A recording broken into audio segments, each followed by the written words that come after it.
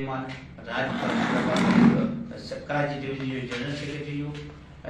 साईं मोहम्मद रफ़ी ख़ास करी जो मनी जो ज़िलो सदर है जेका सॼा ॿिया सभु दोस्त वेठा कराची जा उनजो इलाही आउं मशहूरु आहियां ऐं जिन मूंखे हुकुम कयो त साईं मोहम्मद सलेमान जेको आहे साईं मुराद नाई मुंहिंजो भाउ आहे सभिनी ताईं मशहूरु पिया जिन मूंखे हुकुम कयो आउं सुबुह जो हुउसि इंडिया जे बॉर्डर ते हुउसि उतां खां 28 तारीख़ जे हवाले सां सभिनी दोस्त मीटिंगूं मुख़्तलिफ़ शहरनि में कॾहिं कॾहिं आख़िर में टनो मोहम्मद खान वियासीं त मूंखे भेण अनिता जी फोन आई त अदा असां टनो मोहम्मद खान ॾाढो मुंहिंजो थी हाणे टाइम ॿुधाए थी राति जो तव्हांखे तकलीफ़ थी मुंहिंजे लाइ हुकुम कयो पोइ साईं सलेमान खे मुंहिंजे तव्हां ठटे जो ठटे तूं पोइ धाबे जी थिए पोइ असां उतां साईं आरफ जी महिरबानी साईं मोहम्मद उस्मान सूमरे खे टीचर था कयोसीं पोइ हलो हलो पाण दोस्तनि सां गॾिजी मीटिंग कयूं था गजाइनि था कयूं उन खां पोइ असां सभु गॾिजी साईं मोहम्मद खे अर्ज़ु कयोसीं साईं मोहम्मद अली जेको हटाई खां सिंध जो उस्ताद जे हक़ जे लाइ पैदल लॉन्ग मार्च करे निकितो सच कुझु इहो पंधु हलणु ॾाढो ॾुखियो आहे इहो हर कंहिं बस जे माण्हू जी ॻाल्हि न आहे पोइ साईं मोहम्मद जी जो का मक़सदु आहे उस्ताद जो मसइला हल थियनि ऐं सभिनी असांजो जेके बि उस्ताद आहिनि जेके उस्ताद जे लाइ जदोजहद लॻंदो सभिनी मक़सदु आहे उस्ताद जा मसइला हल थियनि असां सभिनी गॾिजी साईं मोहम्मद जी खे रिक्वेस्ट कई त असां छो न हिकिड़ो गॾियल एहतजाज कयूं त जीअं सिंध जा सभु उस्ताद ख़ुशि थी वेंदा मूंखे बि काफ़ी दोस्तनि अपील कयूं मूं साईं मोहम्मद जी खे पहिरीं बि गुज़ारिश कई पर साईं मोहम्मद जी जज़्बा मुंहिंजो हलफ़ कंदा ऐं कराची ताईं पहुचंदुसि पोइ अल्लाह साईं जो पंहिंजो हलफ़ पासदार थी साईं कराची ताईं पहुची वियो अॼु साईं असां साईं खे गुज़ारिश कई इनशाअल्लाह सिंध जो उस्ताद खां ख़ुशख़बरी आहे असां जेको सभिनी जो 28 तारीख़ ते गॾियल कराची में हज़ारे उस्ताद जो लॉन्ग मार्च थींदो ऐं इहो लॉन्ग मार्च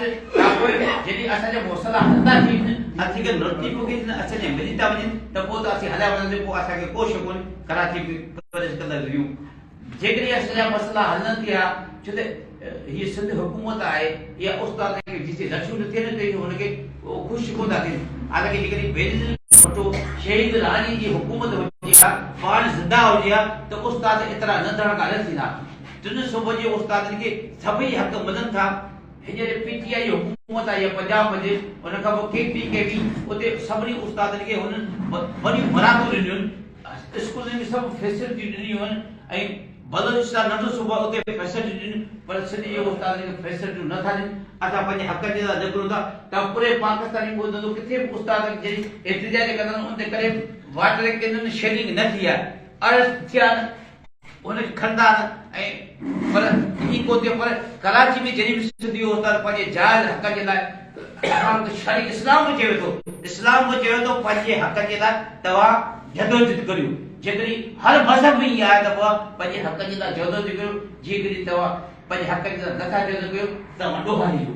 असां उस्ताद जा पंहिंजा हक़नि असांजी तनज़ीम जो सदाए असां पंहिंजे हक़ जे लाइ जदोजहद कराची था अचूं असांखे वोट मिले हुकुमरान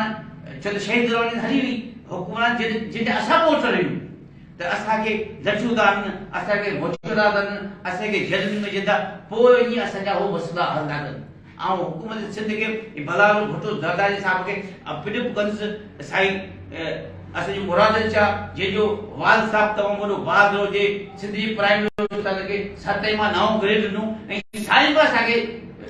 मुराद अली शाह साहिब 2017 में अरिड़हं में असांखे सोनो स्किल बिना शर्त जे ॾिनो उन मोचड़ा आई असांखे लठियूं हुई पर उहो साईं खे देरि सां ख़बर सुञाणे थी या वाकई उस्ताद जे वीचारा ॿियनि सूबनि खे मिले सिंधी उस्ताद खे मिले ईअं असीं बि चयो था त जेके ॿियनि सूबनि खे उस्ताद खे मराद असांखे बि ॾियूं तॾहिं तॾहिं सिंध थी जॾहिं उस्ताद ख़ुशहाल हूंदो सिंध तॾहिं ख़ुशहाल थींदी जॾहिं उस्ताद ख़ुशहाल हूंदो उस्ताद ख़ुशहाल हूंदो सिंध ख़ुशहाल हूंदी सिंध ख़ुशहाल हूंदी मुल्क ख़ुशहाल हूंदो उनजे करे अॼु साईं मोहम्मद अली शर असां सभिनी खे मान ॾिनो आहे ऐं थोराए थो या ऐं कराची डिवीजन सभिनी जो थोराए थो या अनिता जो बि थोराए थो या ऐं असांजे जेके साथ बि वठनि प्रेस क्लब धाबी जी ॿिया प्रेस क्लब धाबी जी जेके दोस्त साथ बि वठनि हुन असांखे वॾी इज़त ॾिनी आहे हुन वीचारा असांजी ख़िदमत कई आहे छा पोइ हुननि को दोस्त बि हुजे छो त साफ़ बि कलम जा वारस उस्ताद कलम जो वारस आहे उन जी वरी महिरबानी इंशाअल्लाह 28 तारीख ते असां सब दोस्त गजी साईं मोहम्मद अली शर इंशाअल्लाह शफी सर सा घर हूंदो मोहम्मद अली शर जेको समय नो इंशाअल्लाह ओ मुझो अगवाड़ा आ उन जो वर्क रहना असा तंजीम जो उहदेदार जेके उस्ताद जे खादम उस्ताद का सुपरसीड कोन आ फकीर मानो सादो मानो या इज्जत दैना इज्जत वठी जना कदी न हुक्यायो न काम जदे अल्लाह ताला इते पासा की ईमान दो ओ असा जो कम उस्ताद की खिदमत कर असा ने हुकूमत का झड़े करे को मकसद बोली असा जो कम हुकूमत के असा बार-बार अपील कोई चार तरफ डिमांड मोकलियो है सुठो मिनिस्टर है सदियो अदीब है तेरी वजीर तेरी ऐ साईं अकबर ज़कारी जो बाकी थोरो टाइम सेक्रेटरी में उन्हीं के हम अपील कर दो खुदरा पई तारीख ठायो उस्ताद जेके जायज मसलन वो हल करियो पंजाब जो वजीर मुराद रईस नालो शायद वो जे उस्ताद के वडी मुराद अजी उस्ताद हुजे जगीद भी गाए असा नथा जो असा के गलत मुराद लियो मने तो असा में कोताई हुंदी नथा समझी कोताई कोन पर ता वडायो उन कोताई के दूर करियो ए असा जे जेके मसला असे उस्ताद जे मसला नौजवान जे उस्ताद जे उस नौजवान जे या चीन जो समसी उस्ताद जे मसी हे कयू ए एक रदा जी इंशाअल्लाह तंजीम मजबूती दी काब झड़ा बदी दाए जेके असा चार तरफ जमाने में पेरी असा डेट ऑफ अपॉइंटमेंट था रिकॉर्ड 2000 के उस्ताद के अपग्रेड कयो जे बिना शर्त जे असा के अपग्रेड जे असा के सर्विस स्ट्रक्चर जो जे तमाम भर्ती था तो सर्विस की था तो पर का जेके उस्ताद का फती के ना उनके पगार जो भाई बेटे जल्दी कयो जेके असा अबके जी सीधे उस्ताद था उनके सर 17 ॾियो साईं मोहम्मद अली शहर सुठी तंजीद उनके ता हेड मास्टर करियो बजाय रबिया ग्राम जे असा ओदा थायो असा के जो सजी पर उस्ताद गरीब उनके हेल्थ कार्ड दियो यो उनका पो असा जे ग्रुप हर महीने मावर कर जी तो ओ असा के दिनो मुझे यूटिलिटी अलाउंस तो सेक्रेटरी जे मुलाजमन के मिले यूटिलिटी अलाउंस जेके मोतलमान तकरीबन वो असा पाजे चार जुबान भी देना वरी अच्छा सबनिया मोकलन वरी असा असा जी कराची डिवीजन जेका दोस्त थी वेठा उन दोस्त सुभाई वरी उते जमे करदा इंशाल्लाह और सदी उस्ताद के अपील तो करया अजी खुशी नी है साईं मोहम्मद के जस्ट है जे असा के इज्जत दी है सब करी कराची प्रेस करदानी मसला हलन थींदा घर ना कोली विदासी हर उस्ताद के कयो ही मसलो हाजी शफी सचियो ना है ही सदी हर उस्ताद जी मसलो पर जी हक इदा ता के नगनो पदो मुझो को उस्ताद हो उतर मिया होस नोचेरे फरोद भी मुकजी हाय साहब असा के 17 डेरे गवर्नमेंट ऐलान करे मुझे जैसे तू न करने पड़ तैसे 17 तो कोन मिलदो हर उस्ताद पजो घर छले उनिया मसला थींदा और नौजवान उस्ताद के बजाय सोशल मीडिया ते तमाम घणो रखा तो पर अमली तो निकलो अदी अनिता पर ईदु कुर्बानी करे कराची में प्रेस करते वेसी पर दुख मुजो है जेतरा उस्ताद निकल न खायो है है बहादुर सिंह जी न्याणी ओते पर ईदु कुर्बानी कयूं ऐ पजी बचन के छड़े नहीं पो त हा वो ननका हाई वरी बसी अदी अनिता अच्छा सब वाके अपील ता करियो मनसा करियो खोदरा हे वेदना वेणी हे वेदे जाए अजो निकलो असा जो साथ दियो असा कोनो काम जदी असा के अगिया कर रखदासी भले गाली में दवा दो वियो मुखे वजनी गाव जरूरत कानी आओ ता सफाई थी आवाजी जेका कराची पुलिस करे वजी जेका के कोई आओ सफाई तमे समाज त वाई हुआ रत जे आखरी फुरदई त जो साथ न मको पने घर को विदासी तावजी वडी मेहरबानी आओ मुझे होता था तन ओ समझदाओ ओ इंडिया जे भाजपा का सदो होते आयो साईं मोहम्मद अली जो उनका वो से कराची या दोस्त अदी जो सब इताई मशहूर है सच मोमन है जे मुजी अपने ते मेहरबानी करे इज्जत दी इंशाल्लाह असा सब हिकई मोहम्मद अली असा बजाय असी मोहम्मद अली में असी सब पेटन जा हिस्सो पेटन जो हिस्सो दी इंशाल्लाह तावा से मेहरबानी आ साईं मोहम्मद अली की जन्म बला भले करा सबका पहले और तमाम उस्ताद साथियों को शुक्रगुजार हैं पंजाब साईं शफी यूनिवर्सिटी साहब जो मशहूर है जिनको उस्ताद काज़ जी जेका जदोजहद शुरू कई है ऐं साईं महसूस कयो त उस्ताद ॿिनि हिसनि में विरहायल हिकिड़ा 28 ते पिया वञनि हिकिड़ा 29 तारीख़ ते पिया वञनि त साईं जेका कोशिशि हुई त असां में बल्दी हुजे असां में एको हुजे असांजो असुलु जहिड़ो सरकार सां आहे ऐं जेको सरकार जेका आहे असांखे राइट्स ॾियण में जेका रुकावट आहे ख़ैर असां अपील था कयूं सरकार खे असांजा मामलात हल करे ऐं जेका मदद तंज़ीम आहे असां मायूसी नौजवान जेके हुआ सभु मायूसी जो शिकार हुआसीं असां पंहिंजे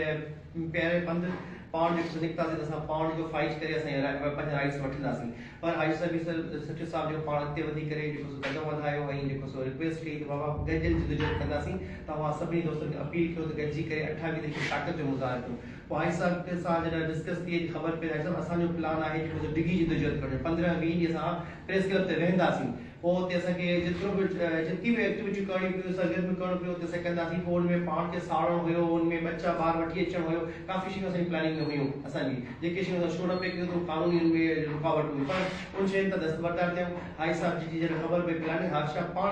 डिघी जदोजहद लाइ हुते अचे पियो जेकॾहिं हाजी साहिब डिघी जदोजहद लाइ अचे पियो त 28 ते अचे पियो 29 30 जेको बि आहे हाजी साहिब उहो हुते हूंदो इन जे करे आउं अपील कंदुसि तमामु उस्ताद साहिबान खे जेका असांजी तयारी आहे असां सभु गॾिजी करे 28 खां शुरू कंदासीं 28 29 डिघी जदोजहद आहे जेसीं ताईं असांखे अपग्रेड 24 फरवरी 2021 खां नथी मिले असां प्रेस क्लब ते हूंदासीं सर्विस काउंट ते असांजो कानूनी मसइला आहिनि गवर्नर ऑर्डिनेंस कढी करे इहे बि मामला हल करे सघे थो इन खां अलावा जेको प्रमोशन्स आहे प्रमोशन जे लाइ जेको दोस्तनि जी तजवीज़ जेको केस रखणो हूंदो इंशाल्लाह असां रखंदा तमामु जेके बि 2001 खां बाद वारा उस्ताद जेके बि ख़दशा हुआ सभु हाजी साहिब ने रखिया ऐं हाजी साहिब जेका चार्टर ऑफ डिमांड थियो जंहिंमें थोरी घणी उहो बि हाजी साहिब सां सेटिंग थी वई आहे अल्हम्दुलिल्लाह असांखे ख़ुशी थी इंशाल्लाह हाणे असां गॾिजी सरकार सां वठंदासीं उस्तादनि खे बि अपील आहे गॾिजी अचो हाजी साहिब ते एतमाद कयो असांखे एतमाद आहे हाजी साहिब जे मथां असां सभु कुझु जेको हाजी साहिब जे हवाले कयो आहे बाक़ी हाजी साहिब जेको हाजी साहिब असांखे जेको इज़त मान ॾिनी हाजी साहिब जो थोरा आहे त असांखे हाजी साहिब जे मथां यकीन आहे भरवसो आहे हाजी साहिब असां जदोजहद करे असांजा राइट असांखे ॾियारे असां हाजी साहिब जे पोयां आहियूं असां हाजी साहिब जा बच्चा आहियूं असांखे यकीन आहे हाजी साहिब इंशाल्लाह असां लाइ कंदो असांखे ॿिए कंहिं ते यकीन हाजी साहिब ते यकीन आहे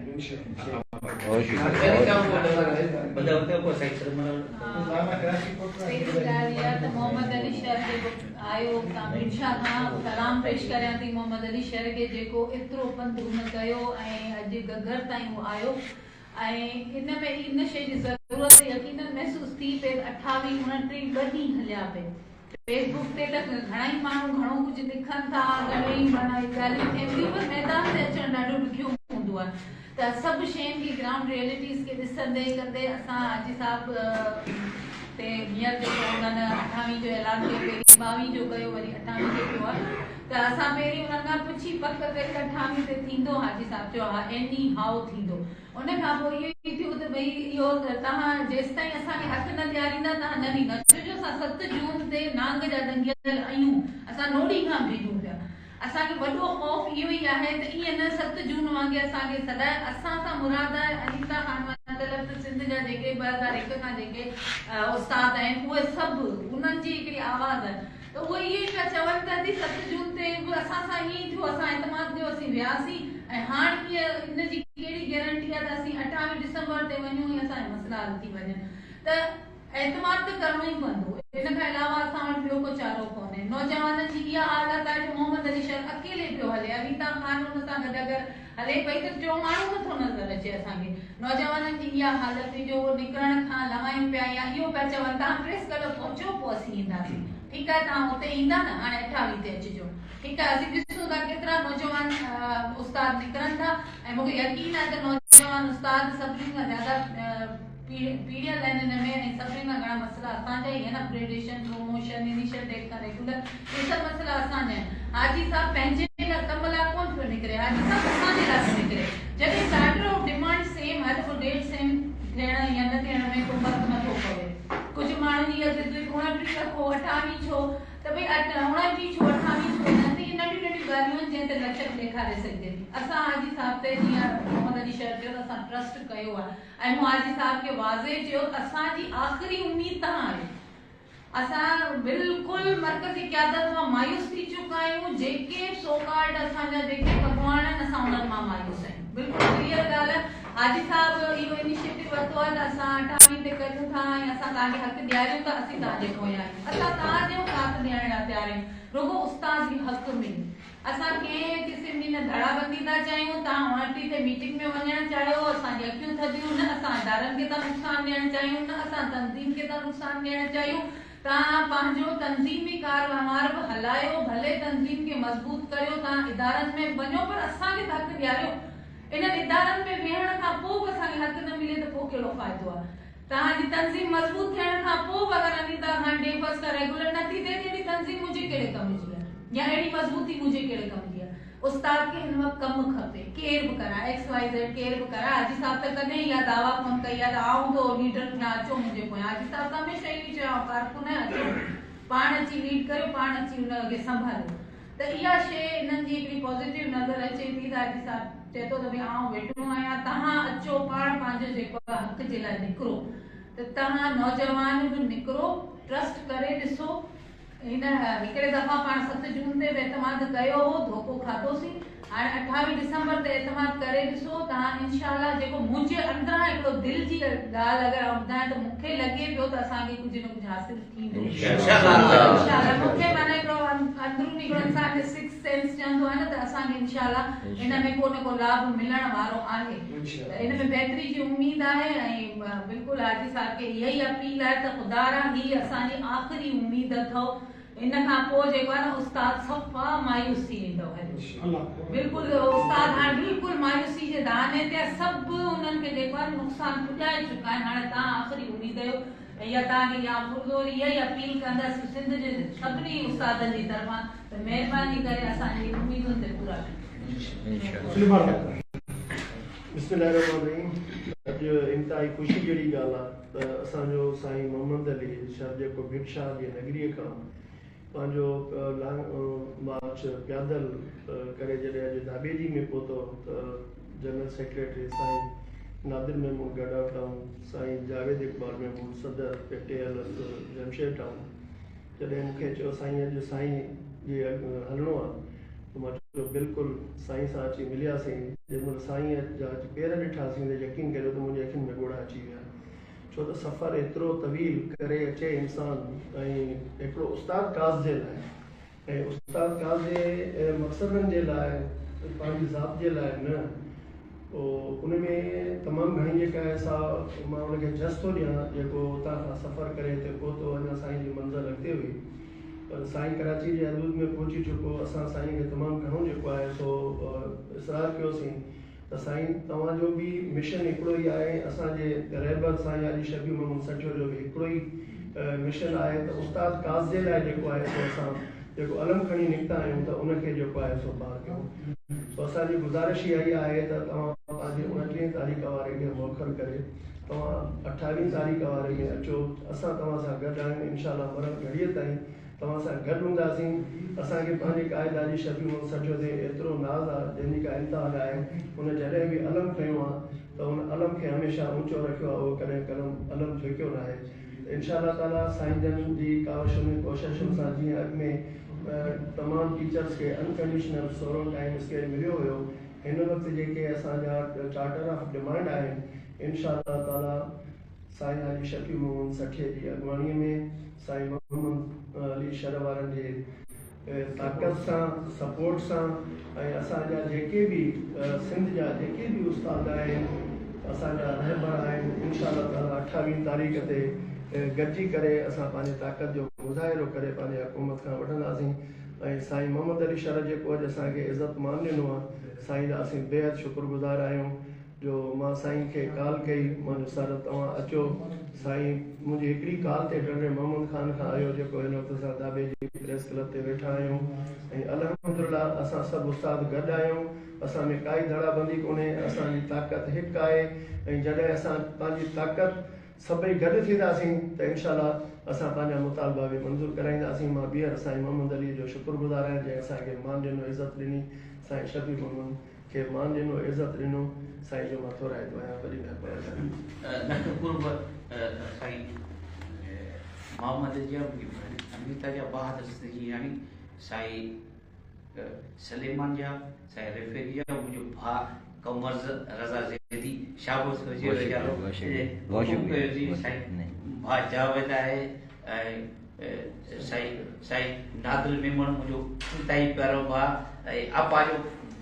बहितरीनु साथी ॾाढी बुरा कम चङी असां प्रेस क्लब धाबी जे दोस्तनि जो सभ जो इंतहाई मशहूरु हुया तव्हां असांखे इज़त ॾिनी असांजी ख़िदमत कई असांजूं ॻाल्हियूं ॿुधियूं ऐं इंशाअल्लाह असां सिंध जा उस्ताद हिकु आहियूं इंशाअल्लाह सिंध जा उस्ताद हिकु रहंदासीं असांजी तंज़ीम महक आहे का बि धड़ाबंदी कान्हे न को धड़ाबंदी जे हक़ में आहियूं अचो सभु गॾिजी 28 तारीख़ ते हिकु आवाज़ बंजी केरु बि क़यादत न करे असां उनजा सिपाही बणिजी उन सां गॾु हूंदासीं जेसीं असांजा मसइला हल न थींदा तेसीं कराची प्रेस क्लब कोन सघूं तव्हांजी महिरबानी जे उस्ताद